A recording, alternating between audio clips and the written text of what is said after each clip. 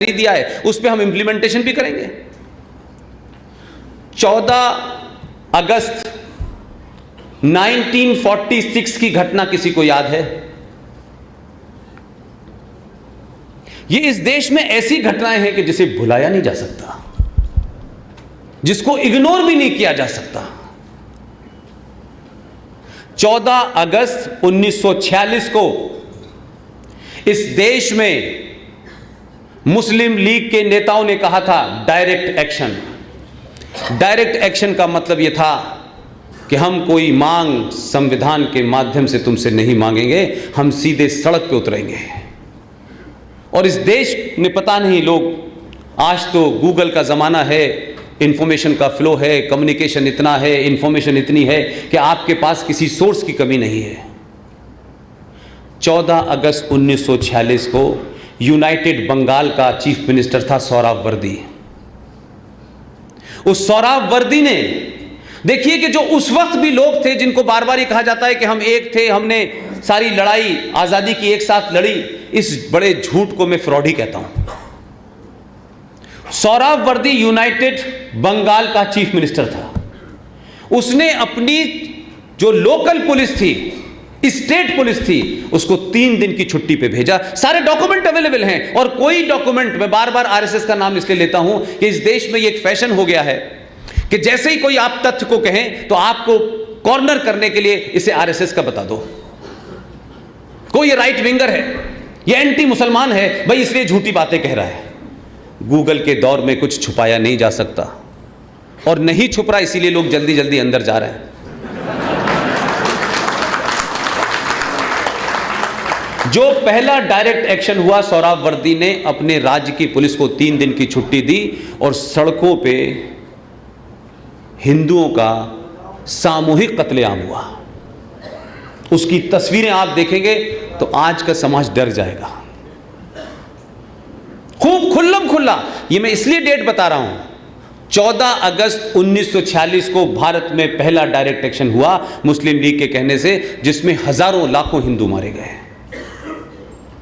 और उस जमाने तो न बंदूक थी, न दूसरे वेपन थे, लिटरली तलवारों से जो कत्लेआम होता है सड़कों पे, रेलवे स्टेशनों पे, बस स्टैंड पे, ऐसे लग रहा था कि मतलब सिर्फ लाशें लाशें बिछी हुई हैं।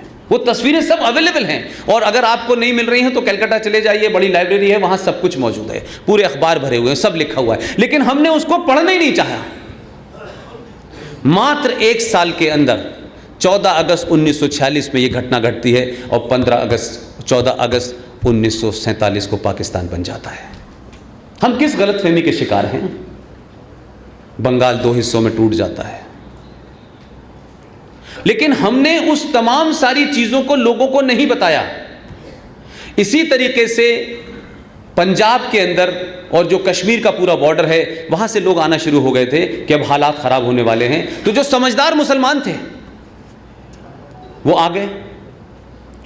लेकिन जैसी हमारी आदत है, आज भी है, कि जब तक कैराना और मेरठ, मालदा, रामपुर, अलीगढ़ न हो, तब तक हम अपने घर से दरवाजे से उठ के बाहर नहीं निकलते। जब तक संकट दरवाजे पे आकर के आपको नॉक ना करना शुरू कर दे, जब इतनी देर हो जाती है, तब आप कहते हैं अच्छा अब तो ये हमारे घर आ गए, अब क्या करें? तो या तो आप कंप्रोमाइज कर लेते हैं या मकान बेच के चले जाते हैं। यही हो रहा है। लिहाजा 1944 से 1947 तक, 48 तक पाकिस्तान के साइड वाले कश्मीर में और पंजाब के बॉर्डर से 5600 परिवार आए थे। ये सब सरकारी रिकॉर्ड की बात है, ये कहीं 5 जन में छुपी हुई खबर नहीं है।